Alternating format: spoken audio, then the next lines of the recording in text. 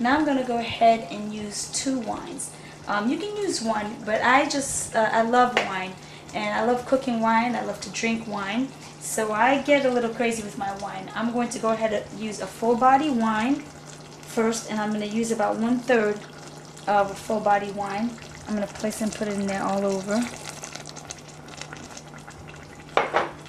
So I'm going to mix it up like this.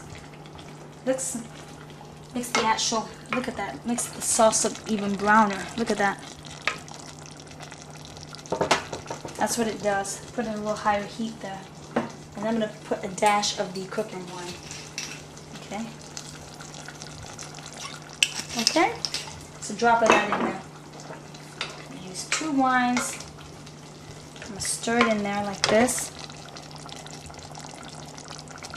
I'm going to put it in a medium heat on my stove. I have a gas stove, so medium heat would be like a number 6.